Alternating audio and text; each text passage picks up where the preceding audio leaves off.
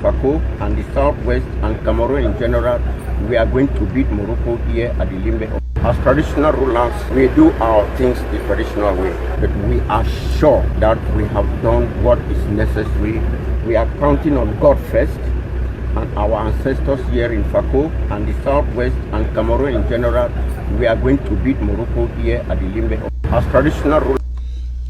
All right, ladies and gentlemen, again, this is a very, very tedious day to sit behind in front of these cameras and bring this show to you owing to what we see going on Facebook. We have again been shut down on Facebook, and we just started rebroadcasting because the numbers dropped from 500 to 16 a few minutes ago, and we had to shut it down to restart it.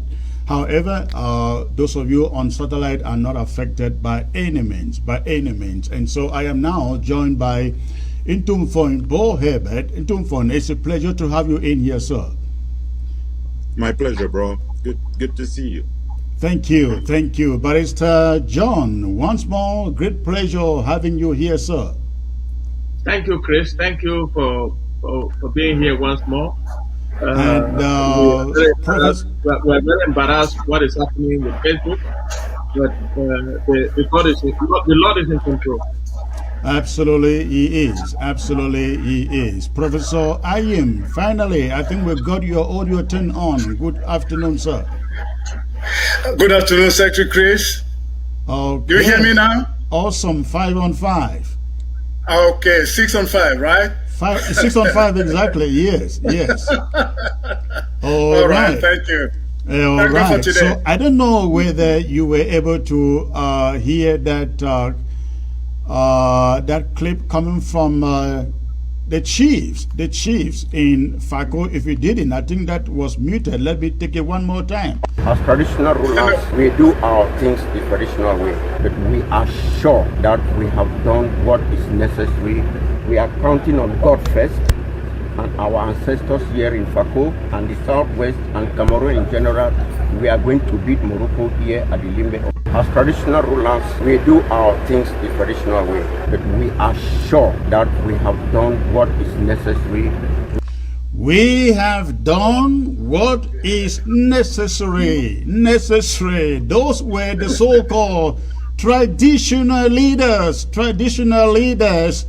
of Ambazonia, pandering there for La République du Cameroon, hoping that they win the match against Morocco in our territory. They forgot to know that they were not in homeland. They were not playing from home. They were playing from a foreign territory, and they really thought they were going to win. I call it the disgrace of the century. Ladies and gentlemen, listen to the colonial governor before that match too, claiming victory even before the match ever started. The Lions are coming to collect their victory because the Limbe of Municipal Stadium is their shrine. It has been dedicated to them since 5 years now. During the first match, it was with South Africa. So the Lions are just coming to collect their victory for the final year. They had already declared victory ever before the match took place, as you can hear from the colonial governor there in Boya. But at the end of the day, I love the way the chant ended in Victoria and in Ambazonia. We never wanted it in the first place, and we did everything to stop it. We didn't stop it, but I must assure you, Victoria sent a message to the rest of the world. I mean, FACO in general, and the restoration forces in particular. They sent a message to the rest of the world that Cameroon and their imposed chant wasn't welcome to FACO and Victoria. And throughout the competitions, the stadium was empty. The players were restricted to their hotel rooms. They couldn't move about anywhere in the city of Victoria, talk less of Boya. They couldn't even, this thing was planned to happen between Boya and Victoria. They had no practice matches in Boya. They abandoned the hotels in Boya. They moved everything into Victoria, but they still would not even go out to have leisure in all the touristic areas in Victoria. So at the end of the day, they crowned the semi-finals with a match pitting La République du Cameroon and Morocco. And Morocco gave them the beating of their lives. In fact, I am hearing that Morocco fish, it won't be banned for Cameroon at this moment. Let me get all of you. Let me start with Ntumfo. Please say something. How do you look at this, please? Well, there are two, for me, there are two messages, two big messages. Number one, Morocco sent the biggest message of the tournament, which was they turned down free accommodation offered by Cameroon in Victoria and said the place was in the middle of a genocidal violence. They didn't say words to that effect, but that's what they meant. We're not going to go and stay the night in Victoria in the middle of the war when Ambazonians have banned anyone from coming there. Since you obliged us to play there, we are going to travel from Douala, from our hotel, straight to the stadium and play and then leave. So Morocco effectively observed the ban, effectively sent a message to the world that the tournament was not safe, being played in a war zone and in a country where they were not welcome and did not have visas to come. So they came for a day trip. And what a day trip it was. Big whitewash, took Cameroon to the dry cleaners and, dusted them up over. And what we saw at the beginning of the show there, that video clip, tells you what you get with Cameroon. You get witch doctors who, while Morocco is practicing, they are pouring libation to the gods of Basamoto. They are telling you that they have consulted all the shrines and they are calling God's name in vain and hoping that they will turn up with victory. Well, Morocco returned the favor. Cameroon will probably remember 1988 in the semifinals in Morocco. That's what we did to them. That's what Cameroon did to Morocco. This favor was 1,000 times over because, every goal was for one of the years that Cameroon has been molesting Ambazonia in an open war. And hallelujah to that, Morocco has done well. Barrister John, please give us your take on this. I am amused, Chris. I'm amused listening to the colonial governor of the Southern Zone declaring part of our territory a shrine. And how on earth can another country move to another country and establish a shrine? I'm also amused by the so-called traditional rulers. He was calling the name of the Lord in vain, like my comrade Paul Herbert has just said, and pouring libations, incantations against the wishes of the Almighty, and calling the name of the Almighty, that the Almighty will come and do miracles for Morocco, for Cameroon to beat Morocco. Where? In a foreign land. I'm amused. I'm very, very happy with the end result because the Lord has spoken. You see, you cannot trample on oppressed people and hope to come out any better than you went in. La République du Cameroon forced this match on our territory in spite of the opposition from us. They have gotten it. They have gotten a raw deal. The first one is that they lost the semi-finals, Chris. The second is that they are going to have to pay the Confederation of African Football a lot of money. One, for the gate takings, and two, for the television time that the television network bought for all the matches of this competition. They were sold out. The televisions had bought those matches, and it was an embarrassment that there were no spectators in all the matches in our territory. So they are going to have to come up with that money to pay the African Confederation Football Association And secondly, they have lost the match. What a disgrace of the century. Thank you. Okay. Prof. Ayim, please give us your take. Thank you very much. Do you hear me? Yes, now? please. Okay. I want to start off by recognizing our restoration forces for the brilliant work and for the sacrifices and risks they do take. I want to recognize and give honor and glory to the departed ones and those who have lost their lives in this battle, in this struggle. And I want to recognize our displaced people, our refugees, and I want to recognize and honor those in jails, prisoners of conscience, and I want to recognize families that have been bereaved in this struggle. I want to especially thank the Victoria population for heeding to the call for lockdown. And my kudos to all of you people of Victoria. We made it happen. I see what happening there in Victoria as a success for Ambazonia, for the struggle. Because Cameroon or whoever coming there to play in a stadium with 120 people tells me and anybody who can think that we are winning. So, Mr. Tanganji, you went somewhere and said the BIA was winning. No, BIA is not winning. We are winning. Listen, light and darkness have nothing in common. Ambazonia is a land of glory. It's an ordained land, as reflected in our constitution and in our anthem, which I will be proud to repeat here. Hail, hail, hail this land of glory. We Ambazonians pledge our loyalty. Praise the Son, our Savior, who granted us the freedom. Allegiance to the heroes who bought the land with their blood. Glory to glory, we rise and never to fall.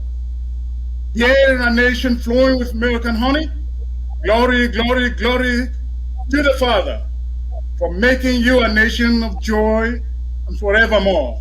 Ambazonia, land of freedom, you shall live in plenty, meeting our needs, and your children shall be like the stars above, the Most High God being the watchman of this land. The real God is the God taking charge of Ambazonia. Any incantation, enchantment, altar building in the land of Ambazonia is roasted by the Holy Ghost fire, will not work. I hear the grandmasters coming here, that whatever mystical that is being done in the land of Ambazonia will not work. We bind it and we destroy by fire and by thunder. So all these things, La Republic was coming and all those people were doing that. You see the devil calling God in our land, it will not stand. They get the effect. Thank you very much. This is the land of glory.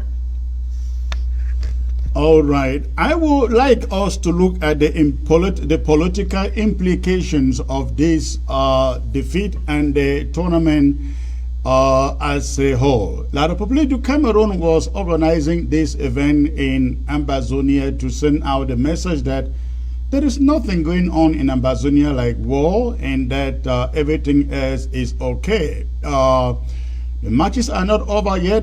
They continue in their part of the territory, while in our territory we can say it is all over. I would like to get all of you, your take on this. What message do you think La République would now be sending to the world? Do they see this as a success, the success that they envisage? What do you think they will be putting out there? Barrister John, please. It is a colossal failure of their intention to send a positive message to claim that things are back to normal. Like an errand boy declared in Bamenda that Mr. Biya has won the war. It is a disgrace because the world now knows that Ambazonia is not part of La République du Cameroon. Because, and I hope that the African people have heard this, The disaster of this tournament took place in Victoria because they forced it on the people of Victoria. The people of Victoria had sent a message that they will not welcome any African Nations Cup organized by another country in their own country. And that message has gone far and wide through this competition. Around the world, where people tune in to watch this competition, they saw no population in Amazonia, in Victoria. The matches were all empty. The stadiums were empty. You only saw players and officials. And I tell you, Chris, the world now knows that, and Africans now know that that competition should never have been organized in Amazonia. Correct. And that they claimed by Mr. Bia that things were back to normal and sent their errand boy to declare a victory of this war. It's a very bad message that they have sent to the world, and every African and everybody around the world knows that there is actually a war going on in Amazonia, brought to Amazonia by a foreign country called the Republic of Cameroon. That message has gone quite clearly to the world. All right, Intumfon, what is your take on this? Well, as I said a moment ago, I think Morocco sent the loudest message about the insecurity by staying away. So La République just doubled down on it. That message is being relayed by citizens of La République du Cameroun, whom you can watch on social media. They themselves are saying, you could not have sang whatever your anthem is called in French on that land. They're out there speaking about it all on their own. And, there was that big joke about Atanganji, fumbling all over his English and saying, if Yaoundé sent you to the quarterfinals and Douala sent you to the semifinals, Victoria Limbe finally sent your voices into the bushes, as Atanganji would say. But, the other message is that, and we can go back to that video we played at the beginning, that when you celebrate victory before, especially in these matters of war, matters of games, you never win. You only get the illusion that you won. You remember when the Americans were going into to Afghanistan and into Iraq, when the bombs illuminated the skies over Baghdad, victory was declared. That war is still being fought today. When Israel fought a war against the Arab nations, they said it was a 7-day war. That war is still being fought today. The people of Angola, the government of Angola, decided that they didn't want to consider the issues that surround people wanting a breakaway republic in the northern part of the country. That war is still being fought today. The government of Senegal, with regard to Casamance, decided they didn't want to look at what the problems are. They're still fighting that war today.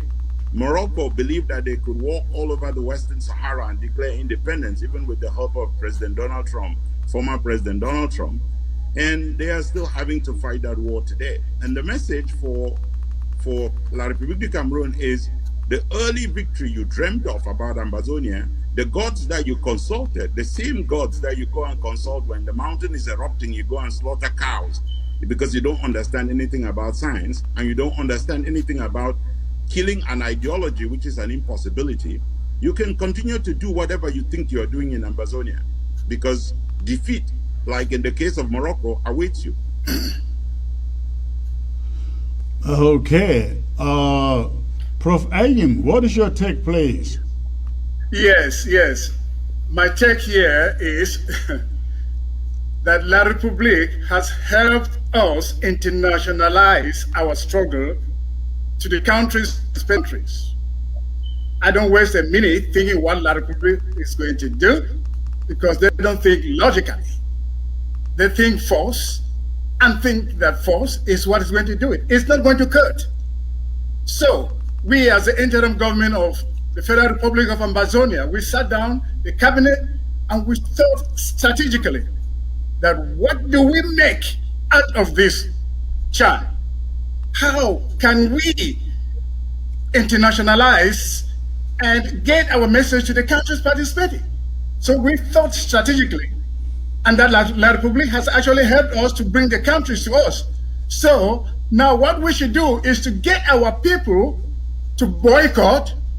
So when these countries come, they see empty streets, they see empty stadium, and plus the fact that we had contacted them before they came, now they're able to connect to what we told them and what they have seen. So they have come, they have seen. And that's why I say kudos to the people of Victoria. This chant has helped us. La Republique has helped us to internationalize our struggle, and we are taking it by strides to where it should be. That is how I see it from our perspective. What is our benefit from all this? I don't care what La Republique is they're going to think next, but we know what next we are going to do strategically to tap from this. When we get to the Pope, I also tell you something. Now, the African Nations Cup proper was supposed to be taking place in March of this year in Victoria, Douala, and Yaoundé. Though that tournament was moved to next year. Do you see this happening in Victoria again next year? Because I think CAF in particular would have realized that they cannot successfully hold any matches in Victoria and even Cameroon as a whole. Do you see CAF taking those matches back to Cameroon and to Mfoni? Well, I think it is impossible. Look, the Africa Cup of Nations involve international players, many of them playing for high-priced clubs across the world. Those players are insured. If they are coming to Ambazonia, they're basically committing suicide, or they're determined to commit suicide, or they're putting themselves in a position where they could commit suicide.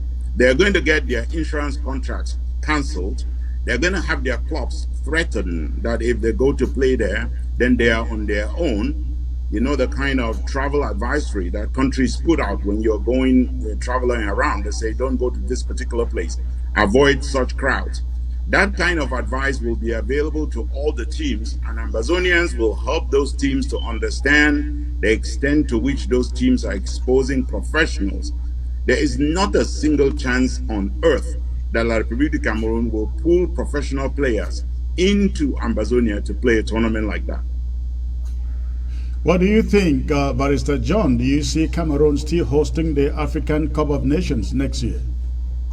The Confederation of African Football would be a foolish organization, financially speaking, if they bring that African Nations Cup here next year in our territory next year, or even in Cameroon. Why do I say that? To follow up on what Paul Herbert has just said, every one of those international players is insured. And when lawyers write insurance contracts, Chris, they bury somewhere, this is not covered by war or by natural disaster. If you go against that contract and you go and play in a war territory and something happens, they will not pay you, and your premiums will go up. So I don't see how CAF will take that kind of a risk. CAF being an international organization and it's tied to FIFA, and FIFA will not allow CAF to take that kind of a risk. That will result to this disaster that we just witnessed in this CHAN competition. I don't see it happening, and it will be terrible if it does happen for the African Football Association. And I don't know how they will meet their obligations to FIFA if they forcefully want to organize that competition in Cameroon. So I don't see it happening, Chris. What is your take, Prof. Ayim? The practical reality is that there is insecurity, there is war ongoing in Ambazonia. Prime Minister Dion Gote made false promises to CHAN organizers that the country was safe and that they could easily do things in Ambazonia. Now the countries have seen for themselves that he lied. They have seen for themselves that there is war. They have seen for themselves that the people of Ambazonia are serious about the independence and the restoration of statehood of Ambazonia. They have seen. CAF has seen. Anybody trying to organize anything in Ambazonia has seen. But if they dare to allow CAF games again to be organized in Ambazonia, we will react. We are ready. We will react. They can organize their games in La Republique, that's fine. I'm a football fan. I played football myself. I played in first division PWD Bamenda. I played in the junior national team before I came out. I love football. But this is not about football. Now it's about the restoration of the statehood of a country that is being illegally occupied. Truth and justice must prevail before there is any peace. So, Mr. Prime Minister, be honest when you go out there. Know that what you plan in our territory without the consent, without this war being settled, will not work. We own our land and we speak for it. It will not work. Thank you. What do you all make of the fact that you saw federalists like Agbo Bala visibly taking photo shots and putting them into social media in the national colors of Cameroon, to the chagrin of some of us who had called on the people to stay home, but this guy and others were out there fronting for La Republique as if to call our bluff out here in Tumfon. Could that be one of the reasons they lost the match? Well, this is going to be one of the questions I don't answer because I'm not going to dignify them. I get you. Maybe Barrister John would love to answer that. Yes, Agbobala is my junior colleague, and he has by what he did, taken his stand. He is now a full citizen of La Republique of Cameroon, and he has made it so. When you see him posting in the Lions the regalia, that is the jersey and the muffler, and sitting there and allowing the world to film him, it's a very powerful message that he has sent to the world to say, I don't belong to Ambazonia. So tomorrow, when Agbobala faces the issue of citizenship of Ambazonia, he should remember that he had told the world that he is not a citizen of Ambazonia. Therefore, I am very, very sorry for my junior colleague who did not think twice to take that kind of a risk. A risk that could have ended up with his life, because we said there was a lockdown and our restoration forces were on the ground, and Agbobala will take that kind of risk not only on his life, but on his political life and on his life as a citizen of the world. Because if he tomorrow wants to be a citizen of Ambazonia, I will say no. You have things denounced Ambazonia. How can he defend himself? So that is all I'm going to say about that. Like Bo Herbert, the question does not deserve too much of talking. He has sent the message, and we have gotten it.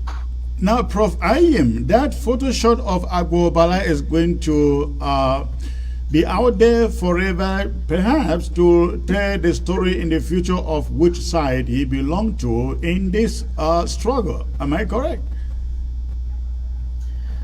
I don't want to dignify that, just like Bo Herbert has said.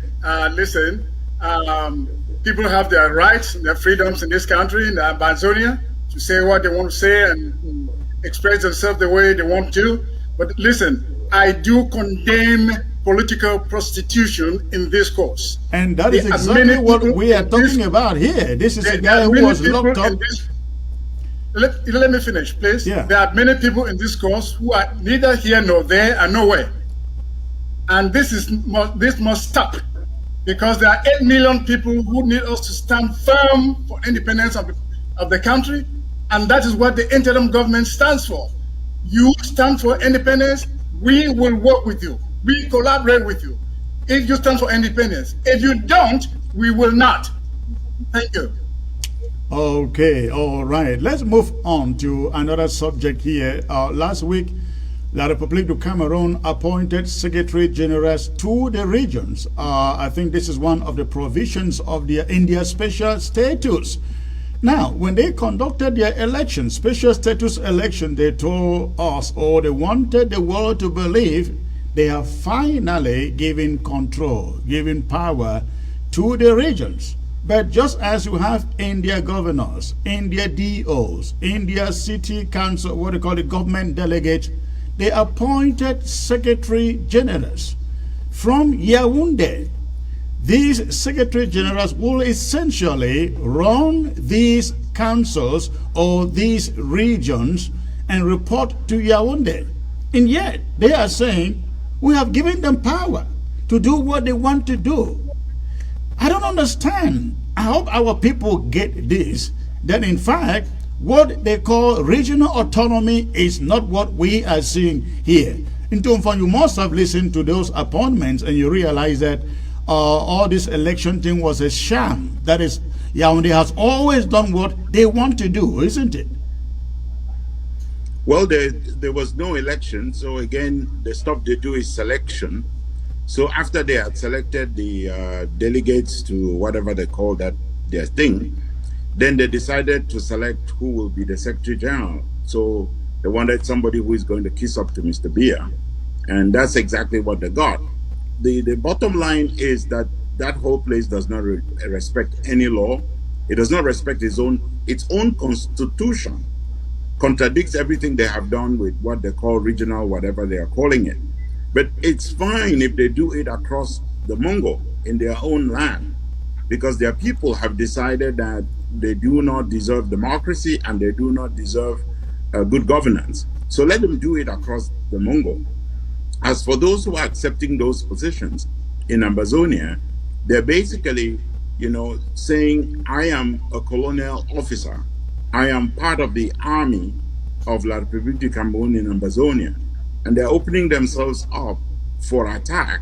And they don't need to if they really believe that we deserve what we deserve. Again, we have never asked for anyone else to renounce what they are. We ask absolutely that they reaffirm that they are citizens of La République du Cameroon. We deny that they impose upon us that we are their citizens, and that they recognize that whatever they got from the United Nations on the day of their recognition of their independence is exactly the resolution that Ambazonia got, and that restoration is not to be negotiated, and that government is not to flow from one man. Government flows from the people to a one person who is selected to become president eventually. You don't sit there and you sign decrees every day, moving people around. And speaking of these people, they are no different from the same system that was put in place to dismantle the two-state federation at the beginning. Because at the beginning, that's exactly what Ahijo did. After the election of people like the Prime Minister, after the institution of the election of members of parliament on the Ambazonian side, Mr. Amadou Ahijo proceeded the same way Mr. Biya is proceeding now, to appoint inspector generals or whatever you call them in those days. And he finished off the whole thing by appointing Muna to replace an elected Ngomjua. That is how they roll. That is how colonialists function. And so anyone who was under the illusion that special status meant anything except special slavery can now take their own eyes and chop Christmas, as they say. Barrister John, we will recall that when the people in the 90s asked for more autonomy in their cities, they elected mayors, but then the government appointed government delegates. And the government delegates decided what obtains in the city. Now they created the so-called regional councils that's supposed to give the people autonomy, greater autonomy, and they also by decree appoints these secretary generals.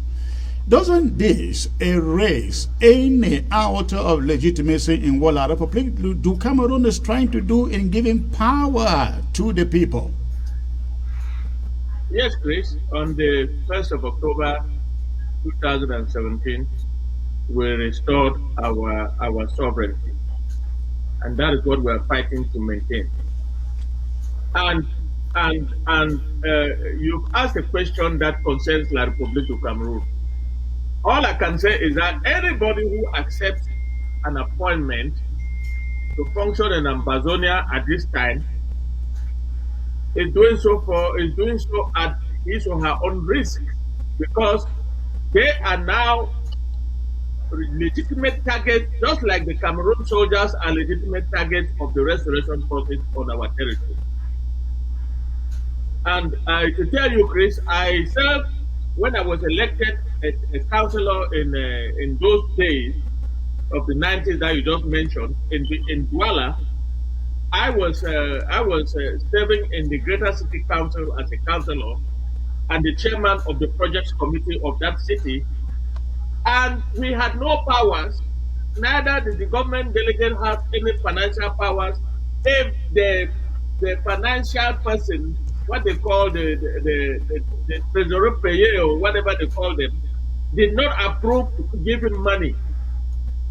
The same system is continuing with the so-called autonomous provinces that they have just said they have created, which nothing has changed. It is the same scenario and the same structure. But like Bo Herbert says, it can only function in their territory. We have nothing to even talk about. We are even wasting our time talking about them.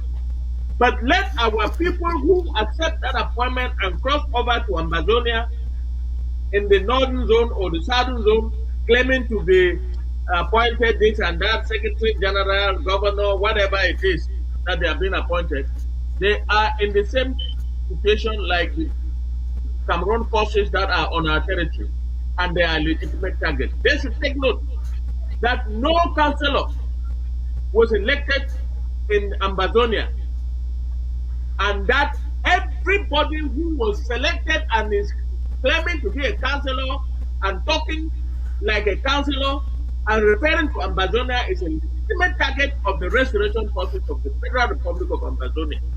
Just like any soldier, just like any DO, just like any governor, just like any SDO on our territory, they are legitimate targets. If you want to put yourself in that situation, accept such appointment. But we are a different country. This 1st October 2017, and La Republique has refused to listen to that. We are fighting a war on that, and therefore they are going to be treated as such. They are legitimate enemies. Prof. Ayim, I want us to look at this a little differently.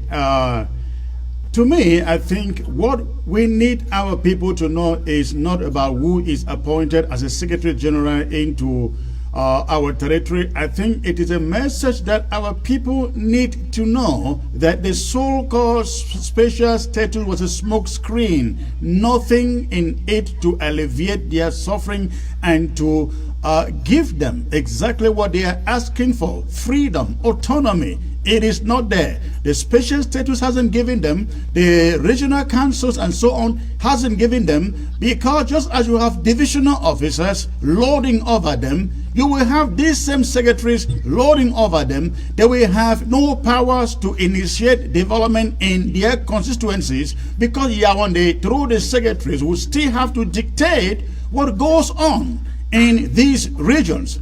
Isn't that a message our people ought to know? Yes, Secretary Chris, I'm very happy with that statement you've made now.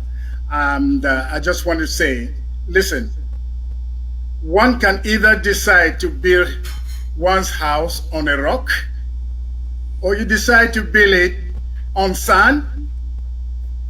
If you decide to build it on sand, the rains will come and they will wipe out and sweep out that house. So the situation in our struggle has to be on solid foundation. What La Republique is doing is not building the house on a solid foundation. And I really don't want to waste my time talking about something I don't even recognize. We do not recognize anything like election. So what you need to know, and our people need to know, is that these people, La Republique du Cameroon, cannot be trusted. Whatever they're putting their special status, special that, by the stroke of a pen in 10 years from now, 15 years from now, they can cancel that. By the stroke of a pen, just like we did in 1984. So let people not throw you corn and you think that they are with you. They just want to calm down the atmosphere. They just want to usurp you in a way and appease you in a way. And when the moment comes, strike it off. Vadi, they will tell you in French, Vadi, go and talk. Who are you going to complain to? We start the whole process again of complaining and seeking for our determination, etc. This is wishy-washy. Yeah. The real thing, let's deal with the root causes of this problem. And we are ready to sit down on the same table, La Republique du Cameroon on one side, Ambazonia on one side, interim government on one side. Let's talk publicly about the root causes. We have declined any invitation to talk at the background, the corridors, or we invite people in the dark, go and hold meetings in the dark. No. This is an issue of broad daylight, of openness to the people. We sit on a table and we speak. I look you at the face, you look me at my face, and we talk sense and solve this problem, build a house on a rock. So those who are sneaking behind, go holding private meetings, you're not serious, guys. You're not serious. This special status thing to me is a sham. And it will not stand because it makes no sense. Let's build a house on the rock. That is where the interim government stands. Thank you, Prof. Ayeb. And to point, again, it is very, very important that our people get the right message out of what is playing out on ground zero from La Republique with these regional councils and then the secretaries. This is not what we want. This is not what the people are asking for. The people are not asking for more secretary generals, more bureaucracy from Yaoundé. They have the city, what they call it, government delegates, the DOs, the mayor, and so on, and nothing has been done to move a needle in fulfilling the wishes of the people. What message should our people be learning from this? That their grievances are being solved? Well, the best way for them to consider it is to consider the videos that they saw this week of the people who decided that they were going to go into the disarmament camp, and how they were standing out there in the streets demonstrating because they realized that no promise is ever kept. Mr. Biya has never kept a promise in his entire life. I don't think he kept one to his parents. I don't think he's ever kept one to himself. So he's not going to keep one. He's not going to keep a promise that he makes to Ambazonia. So this is a totally dishonest system that's in place. And anyone who was dreaming, and we stopped that, anyone who was ever dreaming that there could be a deal made with La République du Cameroon that recognizes you as a people with dignity, with a right to manage your own destiny, that is not going to happen under this regime. Because don't forget that although we are speaking today about special status, they do have a system that completely holds the people down at the chains. When you cited it a moment ago, you stopped at the level of the government delegate. Remember that at the subdivisional level, under the La République system, nobody can initiate anything, including any development project, unless they are cleared by the divisional officer and the senior divisional officers, colonial divisional officers, as they call them. They are the ones that decide at that level. So what Mr. Biya did was add insult to injury.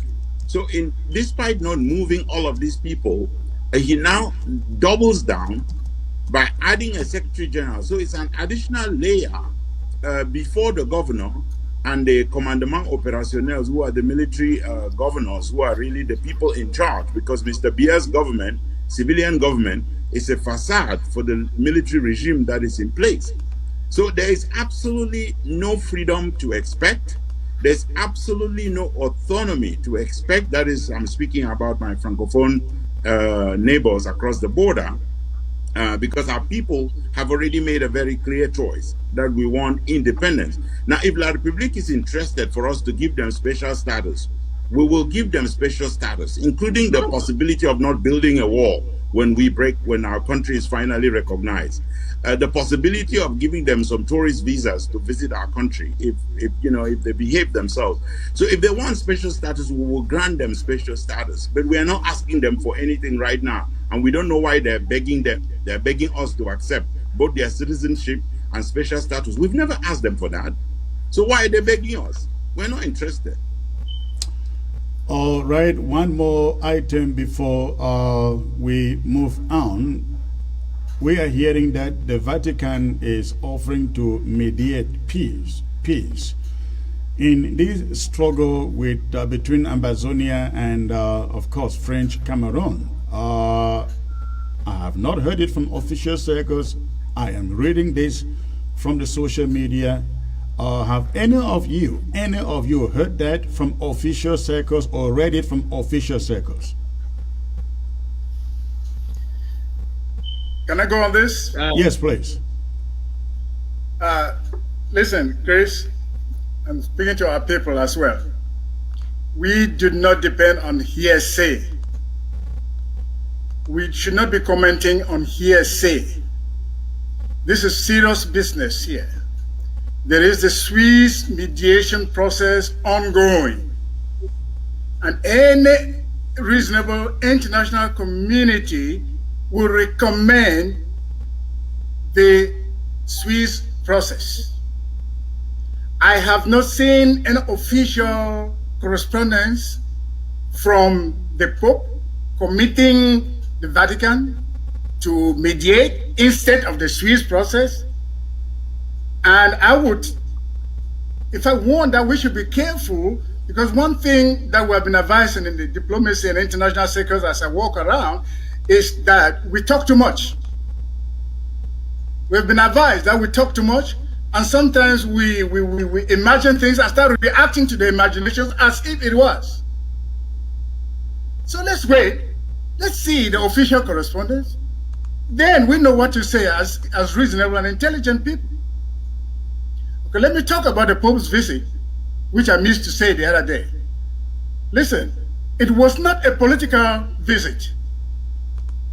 La République just tried to, propaganda, just tried to take advantage of it to make it political or something. All those was zero, wishy-washy. And, being... Many people will disagree with you, though. Prof. Ayim, many people will disagree with you, though, looking at Looking at the event from Yaoundé to Bamenda, he spent only... I don't think up to a day in Bamenda. He landed in Bamenda at about 3 p.m. and right after the mass at the cathedral, he took off for Yaoundé and he didn't leave Yaoundé till Wednesday. He spent all of the time meeting with politicians in Yaoundé. I really think it was more of a political visit than a religious one. That is what La République was trying to make out of it. Okay. Yeah. So he came, he saw the empty streets, he was being accompanied by armored cars, etc. I don't think the Pope is stupid. Is that normal that you come to a place and you don't see people coming to welcome you? The streets are empty and armored cars surrounding you here and there? That sends the message of insecurity, which he knows and which we should hammer on.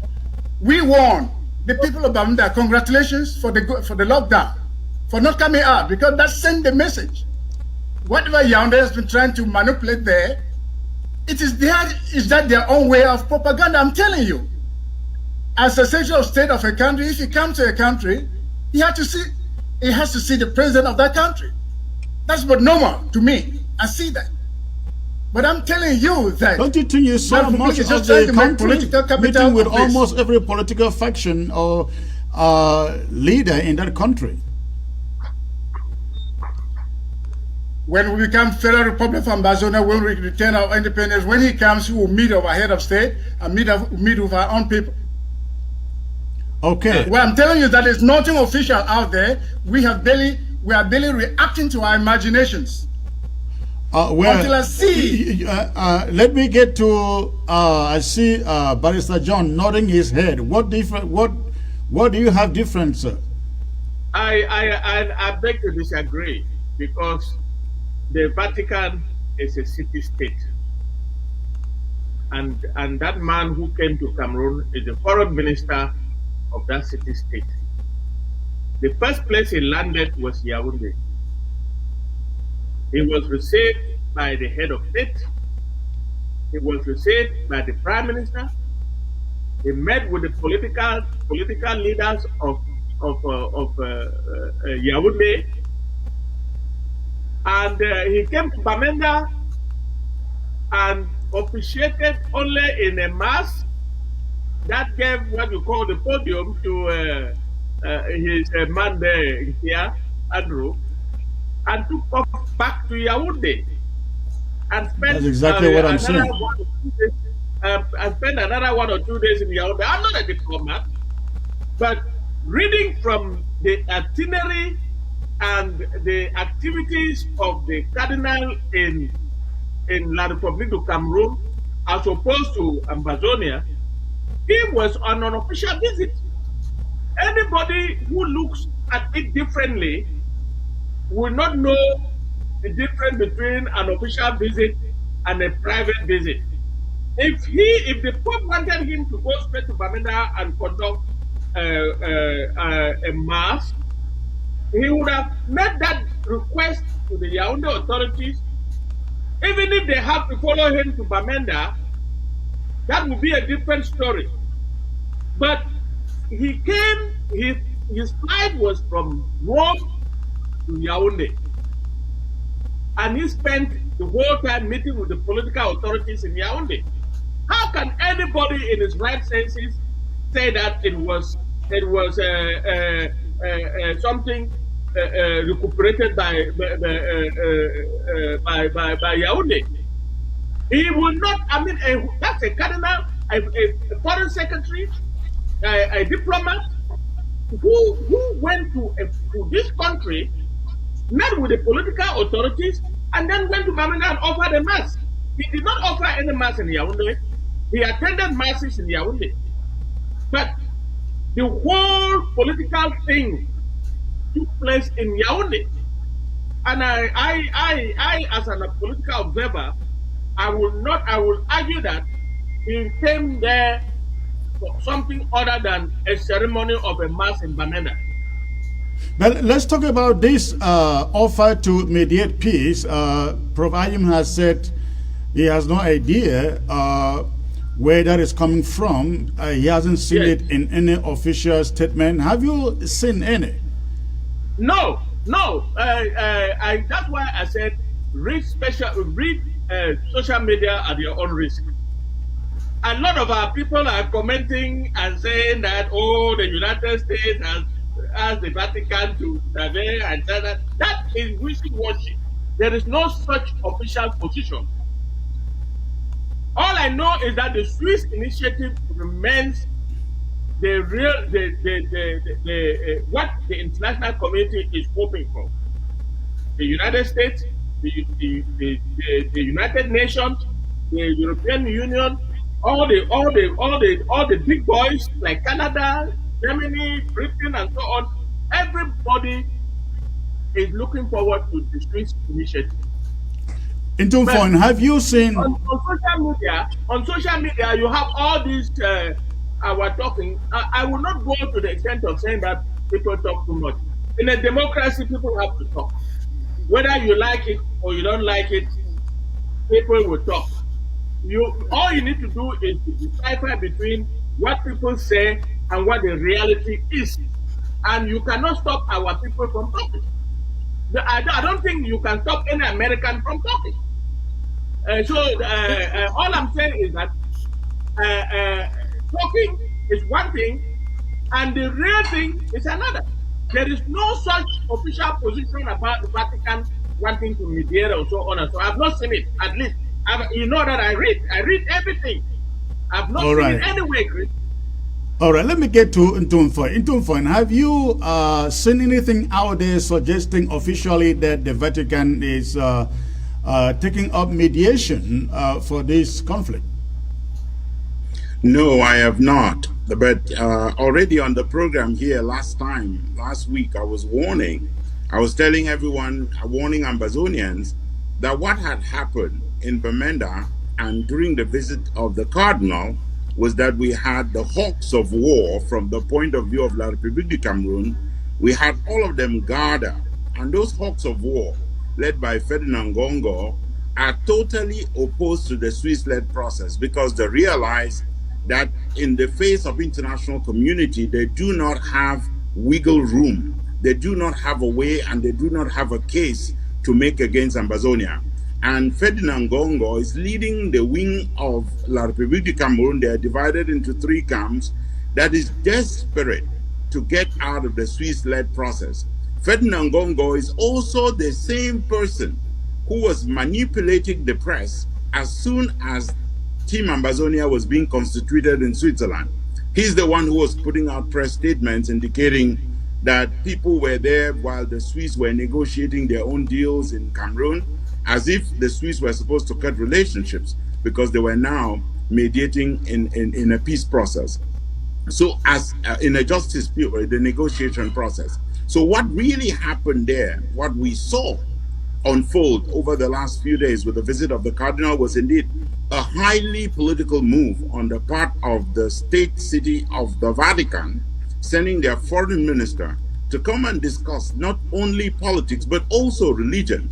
Remember, the only cardinal of that land has retired officially. Christian Cardinal Tumi has retired officially. If you take the population, the Christian population of those 2 territories, there probably is a need for 2 cardinals in that territory. So he was probably negotiating the Yaoundé cardinal that Yaoundé absolutely wants because they have politicized everything, including the church. And he was looking around also for whether there should be, and I've recommended this highly, a national episcopal conference for Ambazonia. We don't belong with La République du Cameroon.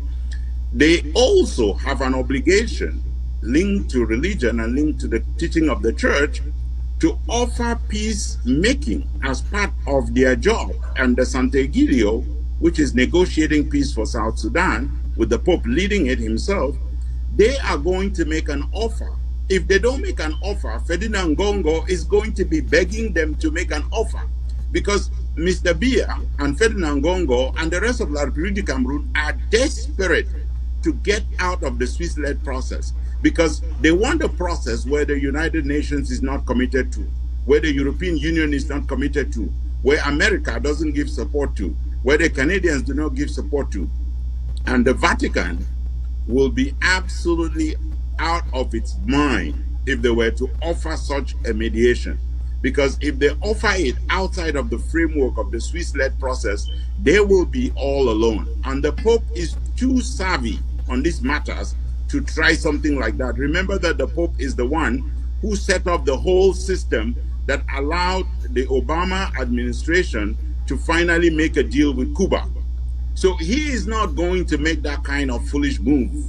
Ferdinand Gongo can have all the dreams on earth, but he's not going to get the Pope to make that kind of move, because he does not act on the whims and caprices of people who are seeking succession, like Ferdinand Gongo is doing in Yaoundé. Now, what do all of you make of the fact that upon all these rounds in Yaoundé and in Bamenda, the visitor, the Cardinal, did not meet with any Ambazonian community leaders? What do you guys make of this? Mbo, let me start with you. Okay. Well, we made a request on this program also, and Right. it's not a secret because the meeting happened in the face of all of the colonial officials in Bamenda. And they all poured in from Yaoundé to literally make sure Yeah. that apparently nothing take place. Well, Abdul Karim Ali was able to meet with the cardinal. I'm not sure of that. If you talk about greeting the cardinal, I agree with you. Meeting with the cardinal, to me, is a whole different ballgame. You're also I'm going not to sure. trust my intelligence now, Chris. Okay. Because I don't speak empty words. I make sure that I have everything verified and under good authority. And we are following up. We are following up with the Vatican because we followed up in advance of the trip, and we are going to follow up after the end of the trip to make sure that our position is properly represented. The drama that plays out in the middle of this visit is not half as important as the work that goes in prior to the visit and in the follow-up of the visit. It must be very clear that whatever Yaoundé said about our people does not represent our people, because we have made sure that they know what our position is, and the Vatican knows that they would be walking into political hot water if they decided that they wanted to go with Yaoundé and pursue the message that the cardinal was preaching from the altar about dropping your weapons. This is not going to be a one-way street. It is not going to be Ambazonia surrendering to La République du Cameroun. That is never going to happen. Our people will not be submitted. I mean, they know how the Roman Empire ended. They know how the Crusades ended. You don't drop your weapons when you're getting slaughtered, when you're facing an existential threat, when your people are facing execution at the arms at the hands of a colonialist.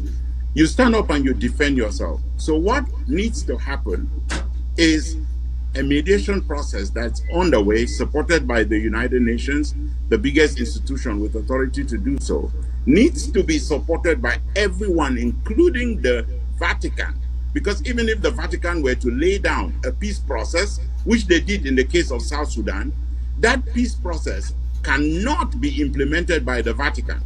The mission for the United Nations just arrived Khartoum 2 days ago to start implementation of the peace process that was agreed there and to support the transitional government there. There is one in Juba in South Sudan. All of those come from the United Nations. There is one in Libya, currently helping the Libyan government through their dialogue process and the forum to lead to a transition government that will be picked in the coming days and leading to elections in December of this year.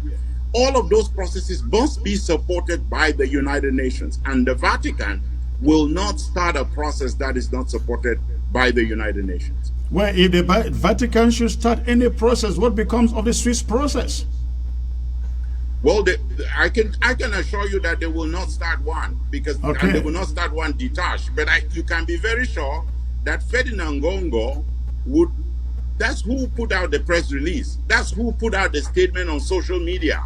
Who is, trying to tell people that this is what's happening. It's the same people who put out statements saying that everyone who had gone to Switzerland had been paid money. So if we had all been paid money, we are all bought.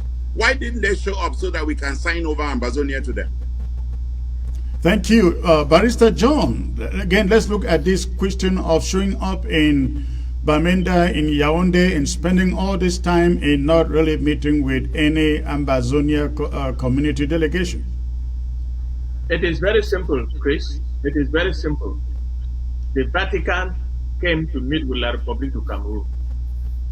And even if they did ask to meet with some people of Ambazonia, Ferdinand Gongo and his team will not allow that. Because and as a foreign secretary, or what you call a foreign minister, he will not put a wedge between the Vatican and La République du Cameroon by meeting with us. There was no official meeting with Ambazonia or with the civil society of Bamenda.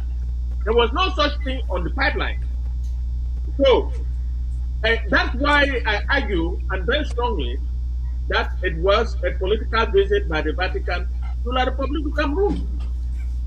That, with COVID-19, that podium that is always given to the archbishop, a new archbishop, is always done in the Vatican, Chris. It is the first time it is being done At the out of the location. Vatican because of COVID-19. Therefore, in carrying out that mission to Yaoundé, the Pope attached that ceremony to Bamenda. That's why Bamenda was just treated like a side issue, and he did it in a mass. He conducted a mass in which he installed the Archbishop of Bamenda. But the real visit was in Yaoundé, and we have seen it because he spent so much time meeting with the political authorities, spent so much time, even when he left Bamenda, went back to Yaoundé, and continued talking.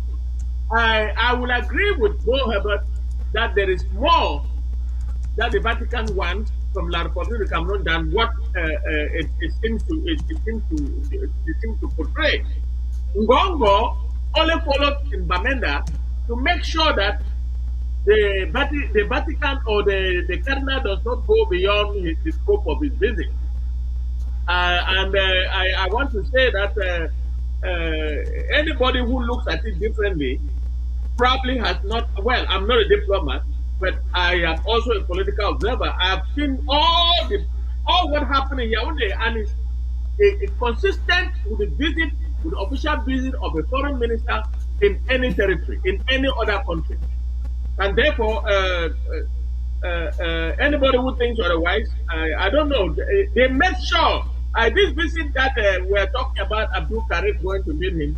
Abdul Karim was not official. If he did meet, because I'm still not sure if the real meeting of one-on-one really took place.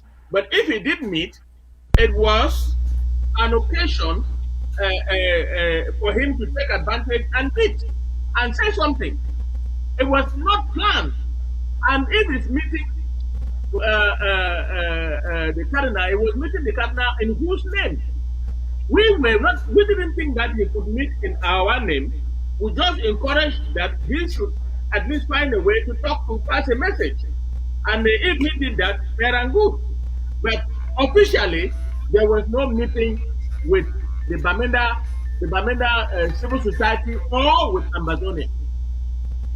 Okay, Prof. Ayim, what is your take on this? A visit to Bamenda, to Yaoundé, without visiting any Ambazonian delegation? And I think I buy the point that Barrister John is making, that if he met with Abdul, who else in our community did he meet with? Or was it only Abdul? Does it make sense that you would meet only Abdul? Provide him, please. Yes, thank you, Secretary Chris. Me, being a member of the interim government, I have to weigh my words out here. I have to make sure I don't talk out of speculations. I want to make sure that we understand a situation very well before I utter some things. So I would like to maintain my Fifth Amendment here, not comment on this issue of the Pope any further, based on what we knew before he came, ever came, and what we know after the trip, and what's going on by our intelligence. I want to assure Ambazonian people that our intelligence services at work. We know what transpired before, during, and after. And please, let's see how the wheel turns. But I want to make this clear, that La République du Cameroon will not be the referee, the coach of a game that is involved two sides. So the decision to come to the negotiating table in Switzerland, in the past, it has been like it is in the hands of La République to make a decision whether that should go on or not. That's what I faulted the Trump administration with. If you put the power in their hands, if they know that they are the ones now to determine whether the process should go on or not, they will delay it. They will try to do everything possible to delay it and then escalate violence so that they can go by with their thinking of the violence or force. So that is the way to go about this, is to take away that prerogative from the Republic of Cameroon, and then the international community force them to come to the negotiating table. I hope the Pope understands this, and that if the Pope, if they're up now to mediate, we have the powers to say, no, we are not coming to the table. This is a magnitude, an issue of international magnitude. We have the powers. The interim government of the Federal Republic of Amazonia has the powers as well to say, no, we're not coming to anything organized that doesn't bring the two parties to the table in an international arena. So I'm not sure the Pope will be careless to opt to mediate when they know that the Swiss process is on. But until I see something official, we will know how to react to it. What do you think? I will come back to you there. But Prof. Ayim, what do you really think the Vatican has in mind leaving Yaoundé? What do you think they are thinking of doing with all the information they have gathered from Yaoundé?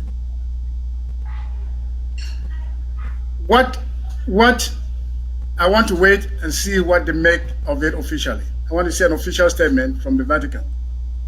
I don't want to speculate. Itufon, we have, we all agree that the Swiss process has been very, very slow. Could I just jump in on that last point first? I just want to jump in on that last point. All right, go on, then I will come with your next question. All right. So the point I want to make here is this. Number one, we need to understand that the Vatican has a lot of stuff a lot of axe to grind with La République du Cameroon. You know how many clergy the La République du Cameroon has already killed, including the Bishop of Bafia. So there are issues that they had seriously to discuss with this government that is a rogue government, that is a terrorist government, and that has no regard, including for the religious. These are serious issues between state and state. And you can imagine that the Vatican was frank about that, discussing that with La République du Cameroon. You cannot say that the information regarding the Vatican and regarding what has happened to the Catholic Church in Amazonia is not known by the Pope and not known by the Foreign Minister of the Vatican, which includes, priests have been taken out of the altar in the middle of mass investment and kidnapped. The bishops have been taken, have been kidnapped. Bishops have been held hostage by Amazonians when they violate Ghost Town or when they don't keep the country Sunday holy. The cardinal has been taken. So all of these issues are issues that brought the cardinal to that part of the country. Even if it did not come, he already knows these issues, and these are serious issues to be raised. Priests have been killed, at least 2 priests, the Kenyan priest, the Cameroonian priest who was killed in Muyuka. And the Pope is fully aware of this. These issues are issues that need to be settled by settling the issue that is ongoing in Amazonia. So even all of the bishops who are struggling to do politics with this matter cannot bypass the intelligence of the Vatican with respect to their deep knowledge on this matter. And the last point I will just make will be this. Amazonian groups are not represented on the ground at the level of the diplomacy that we are doing. And asking people, in fact, to step out and be the ones to be consulted, even imagining that the cardinal will go out and look for somebody and say, I'm meeting you as the Amazonian, is asking that that person be killed afterwards. And, Abdul Karim is lucky to wear two crowns here. To be a Muslim scholar of the Bible and to have been the only person that the Vatican called for his release when he was locked up. If you remember, after we returned from Montreux, from the negotiations in Switzerland. So there is quality here with respect to the meetings and with respect to the follow-up. And we need to absolutely take that into account as we deal with this matter. Again, I know, and I repeat to our people, that Ferdinand Ngongo will play up a matter of the Vatican taking over negotiations because they cannot stand a process that is shepherded by the United Nations, supported by the United States, Canada, the UK, the European Union. They just cannot take it. Well, in Tumfoin, I tend to differ with you in your analogy as to who the Pope, or I mean the Cardinal, was meeting and not meeting a little bit, considering the fact that we were told that Abdul was there with the Muslim clergy. In fact, I mean, essentially it was a delegation of the Muslim clergy. Again, that is what we were told. Then the question arises, where were the Baptist clergy? Where were the Presbyterian clergy? I mean, these are the kind of community leaders I am referring to. Where were even the chiefs? Some of the chiefs, when you come to a conflict zone and you know what is going on, and you want to listen to people, maybe to profess some solutions, something like that, you want to meet with quite a segment of that community that we did not see. Now, going back to the question of mediation, we know for sure that the Swiss initiative has been quite slow to our liking, and not entirely due to the Swiss, but due to La République's inability to meet up with deadlines. But should the Vatican come in to say, we really want to do something, they call it bringing in peace. The word peace is something that some people are trying to let us to understand, that peace doesn't just mean peace. Peace means looking into the root causes of this conflict. And so they are, in other words, saying to us, don't get allergic when you hear the word peace. Peace can also lead to peace without justice. But is the Vatican, any initiative coming out of the Vatican when they talk about peace, capable of addressing the root causes that we are all looking for? I get back to you before I get to others. Yeah, you're getting to the point I was making, which is that the Vatican doesn't have powers to implement a negotiation that they reach. They're going to need all of those players that are currently engaged in the Swiss-led process in order to implement whatever they need to implement. La République du Cameroon needs mountains of pressure put on them for them to come to the table. The Security Council, has spoken to them kind of half word, half silence, half condoning, half aiding and abating, because the French do not allow them room to do so. And La République has taken full advantage of that. The United Nations has not pushed sufficiently. And so you are going to hear other people tell La République du Cameroon, please go and do negotiations, go and discuss this matter with the other side.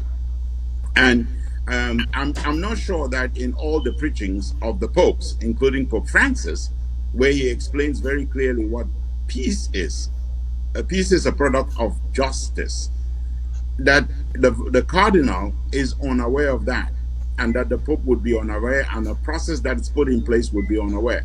And again, we're jumping the gun here because only Ferdinand Gongo wishes that the Pope should take over this matter, because the matter is already before the international community. The only person who is unavailable, unwilling, not available to come because they don't have a case to make is La République du Cameroon.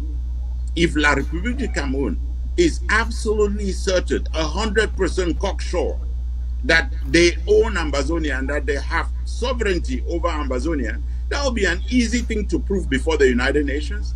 That will be very easy to prove before the European Union. So why didn't they come and prove it? They're not coming because they know that for once they're going to be found out in an international setting where it will then become impossible for them to do anything. The most likely thing that is going to happen as a part of this is that you're going to hear people talking to you about perhaps a second grand national dialogue, something of that sort. which is the same games that Mr. Biya plays round and round. And the focus must be for our people to recognize, including those who have not supported the Swiss-led process now, that is how international conflicts are resolved. There are those who have said that the process is slow. Well, they can show me one other process that was fast. Every state actor has delayed the process of going to the table because they are desperate to win military victory. And that is what La République du Cameroon has been trying to do, including in the massacres that they have perpetrated in the month of January. But hello, this morning, Human Rights Watch had that report out, calling them out on crimes against humanity. And you had a representative, Congresswoman Karen Bass, calling them out on crimes against humanity for any rendition of the people of Ambazonia from the United States back to La République du Cameroon. The same reasons for which we have them before the International Criminal Court, because of exactly what they did.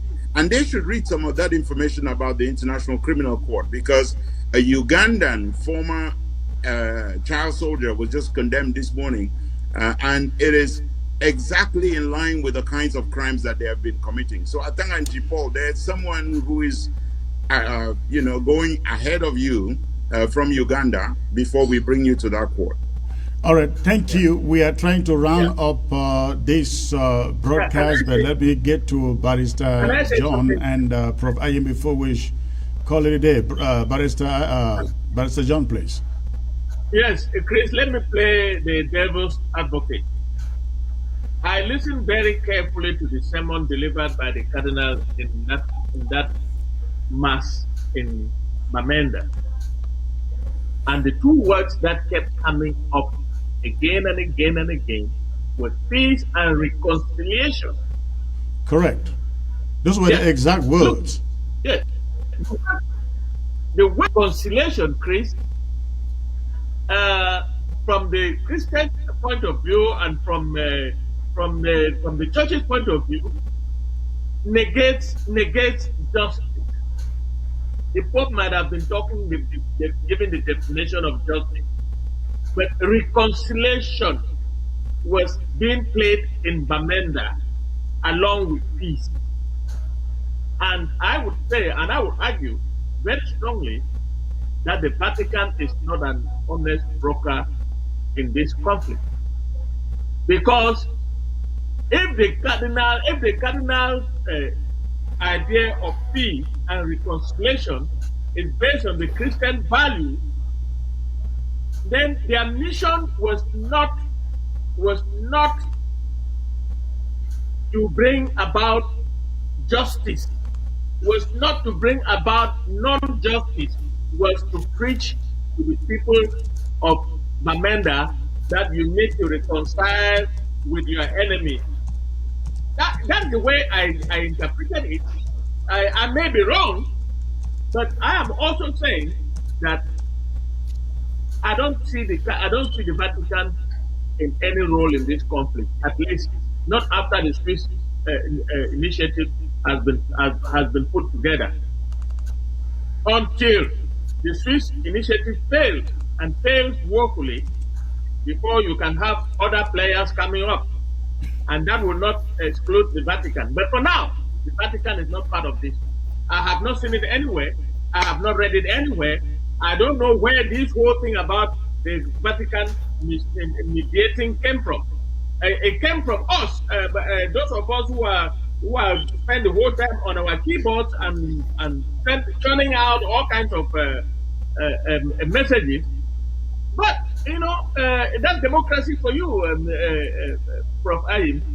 Democracy allows people to say what they want to say and take responsibility for what they say.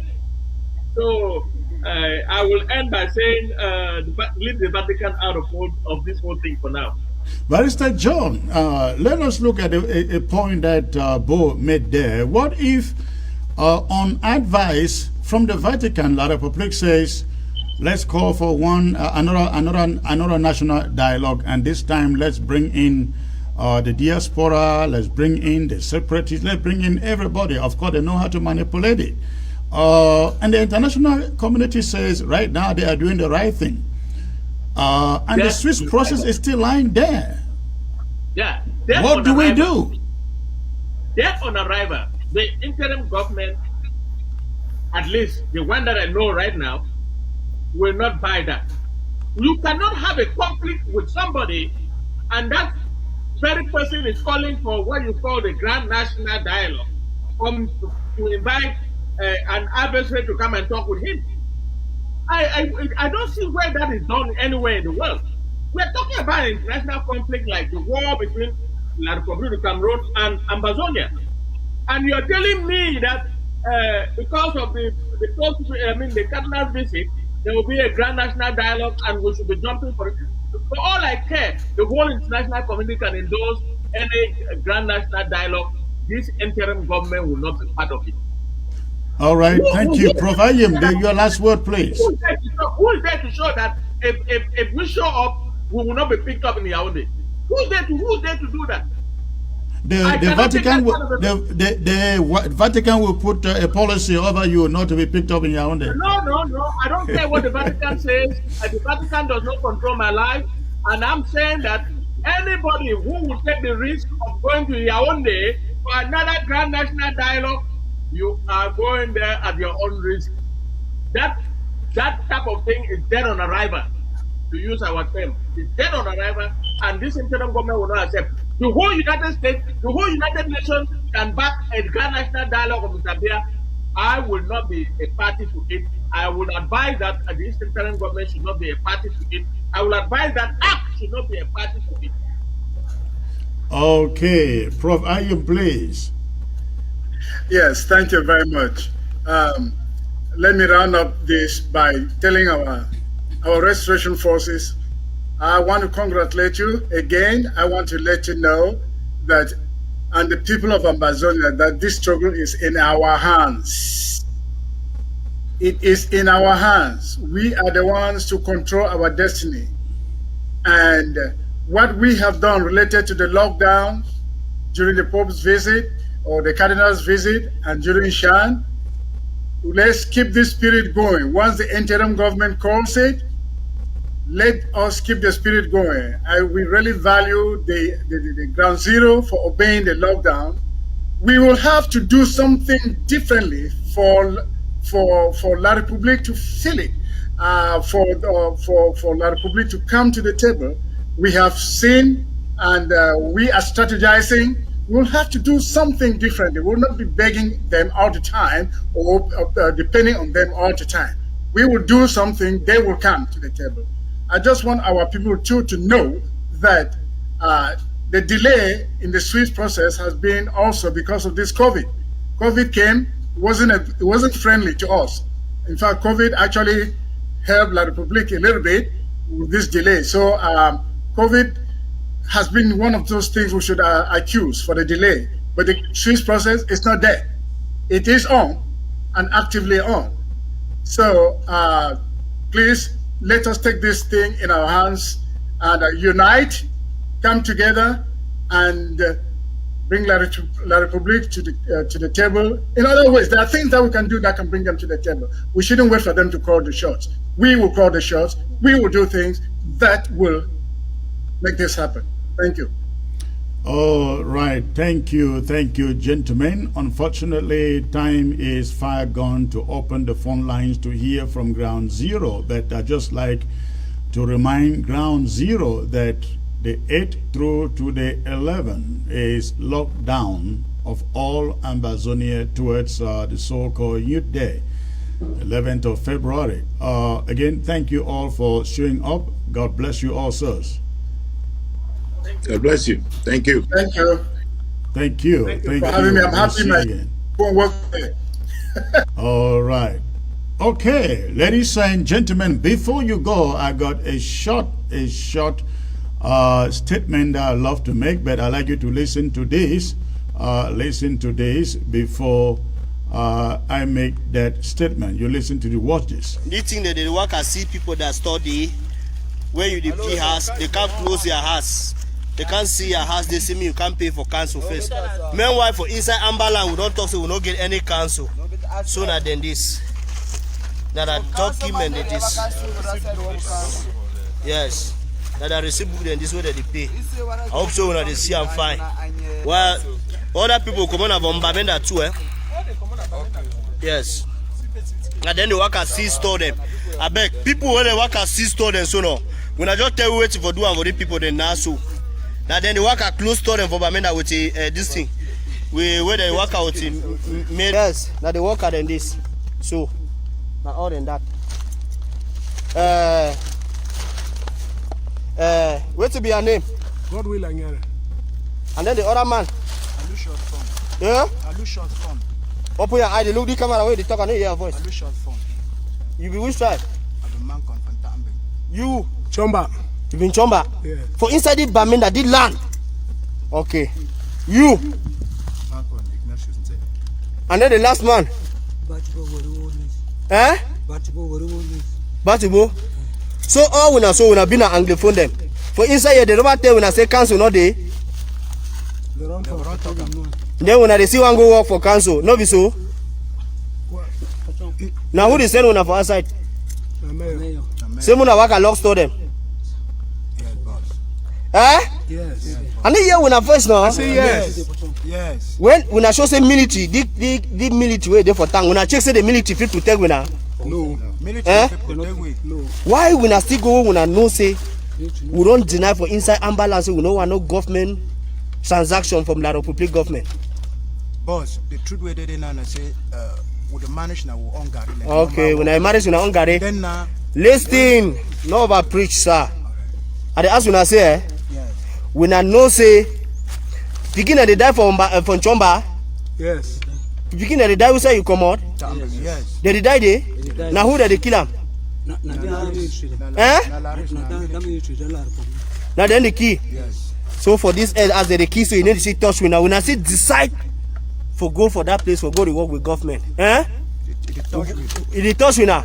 But when I see make government strong for here, we go teach with how we government need for work. When I hear. You want Amber Air Force? Now Amber Air Force this when I hear no. Amber Air Force. They don't deny for when they can't take when for inside town no. Yes, boss. When they can't take when so we start government day. When I hear we start government day. We start the military day. Now Amber the rule. Now Amber the rule. Yes. When I work for government now because Amber our small for when I know. No. When I go hear something today for the place. No. When I don't can enter. When I hear. We need to work now because of that. Boss. Okay. When I work now because when I know do different business. Now only for council. Amber the rule and then when I go work for government. When I wait, we will see which I will go end the match today. When I hear no. All right, gentlemen, ladies and gentlemen, this is very, very important. When we declare a lockdown, when we pass instructions from the interim government asking people to stay home and for the colonial officials to stay home, and you are forced as these council workers to go out and shut down people's shops, you can do that for 10 times, 20 times, 30 times. But eventually, the restoration forces will lay hands on you, as we see in this case in Bamenda. We have no doubt that you are compelled by the councils to go out and shut down these shops. But when you are caught, when you are picked up as these ones did by the restoration forces, your councils will not be able to rescue you. Your mayors are all protected. They walk about with the military, with guns, but they send you to go out, shut down people's shops without any protection. This is a warning to any of you in any council in Ambazonia. They send you out to go out and shut down people's shops. You obey it. You do so at your own risk. You obey it. You obey your authorities. You go out to shut down those shops. Again, you do so at your own risk. These guys that we see in this footage, they now have to save their own lives. Their bosses will not save them. Their bosses will not save them. Their bosses will not save them. And so this is my appeal. when you are forced to go out to shut down people's shops, tell them to give you an army. And even when they give you an army, remember, you will still have to return to your own home, and you can be picked up by the restoration forces right where you live. Stop taking orders. Stop taking instructions from people who are highly protected to go out and cause damage to innocent people who just want to make business, make money to feed their families. And so I want to believe that if you are out there, you are a council official, a council agent, one of those going out to shut down people's shops, and you see this today, let it be a warning. Let it be a warning to you that if you shut down the shop yesterday, you were not caught. You shut it tomorrow, you shut it the next day, you were not caught. Tomorrow you may be caught, and you will have to pay for it. Not your council, not your mayor, but you paying for it. Ladies and gentlemen, I want to thank you for tuning in. That is all that we got for you here today. Again, we apologize for the technical issues. It is not our fault. It is Facebook's fault. It is Facebook's fault, and we'll hope that they do a better job. I'll leave you with this. Take a look at this and have a little humor over that. How about that, ladies and gentlemen? He got all the goals. I thought one of these goals was for Atanganji, and then the other one was for Dion Gute, another one for the colonial governor in Boya, then another one for those chiefs in Victoria whose incantation failed. But it's quite a mockery. What a mockery. What a disgrace. What happened to these guys in Ambazonia yesterday?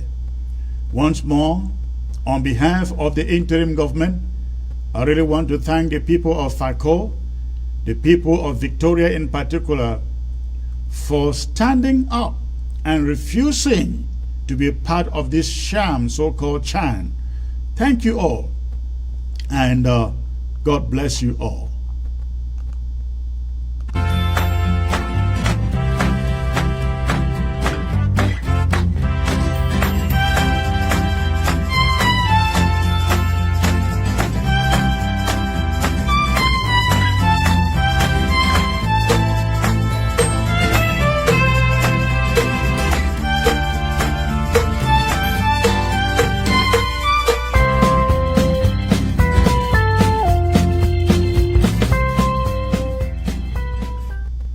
You need a financial instrument that provides a hedge against inflation, 100% guarantees that you will not lose your money, has tax-free growth and distribution, the ability to take an interest-free loan, avoids probate, provides creditor protection, guarantees your family that your income will be replaced should you die, helps you protect yourself financially against chronic, critical, and terminal illness, and of course allows you to take money anytime for any reason at any age without a tax penalty. You need only as little as $50 to invest per month. Contact Irene Fombo. Tel 513-5014-177 or send an email to irenenpmsn@gmail.com. You need a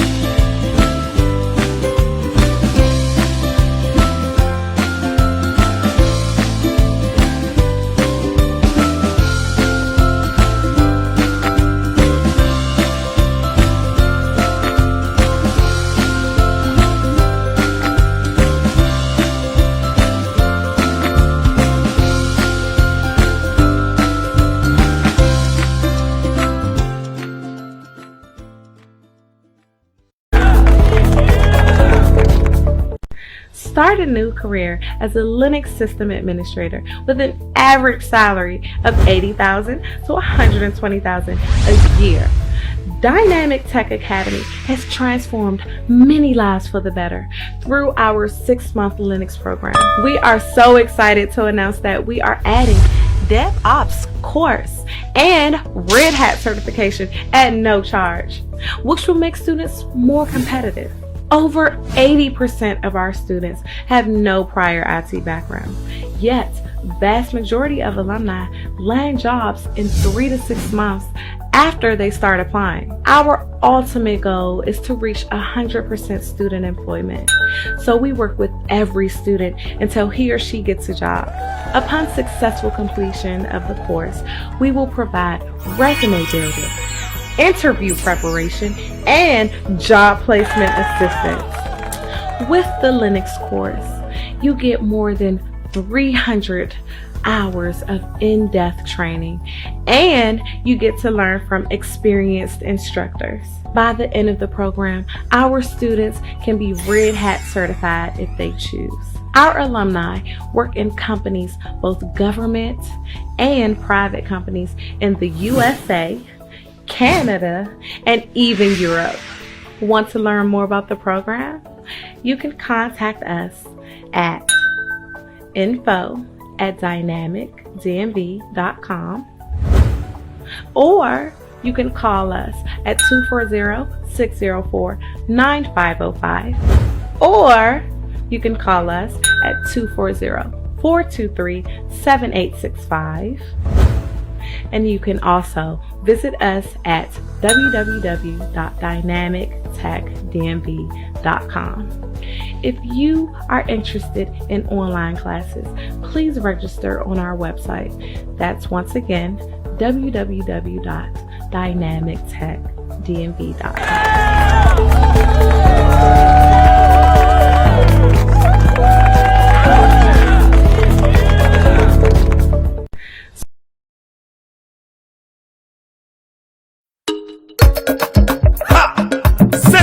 And Mrs. Engineer Bissong Senior Charles Stato of Houston.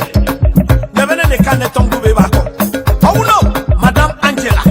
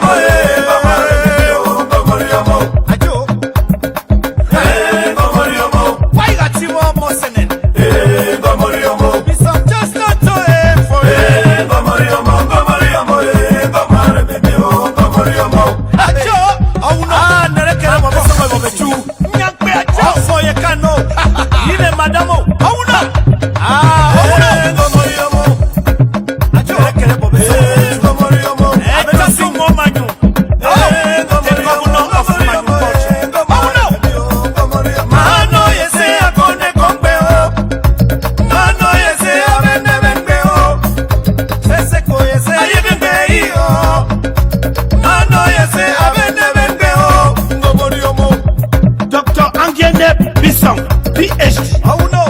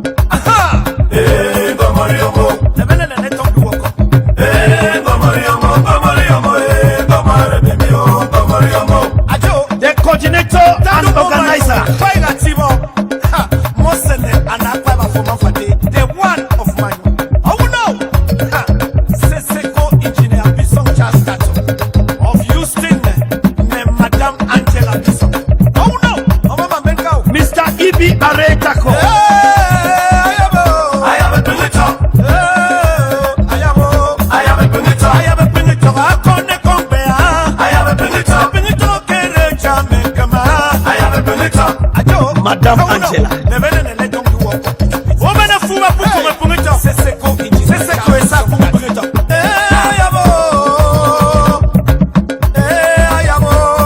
Madame Angela.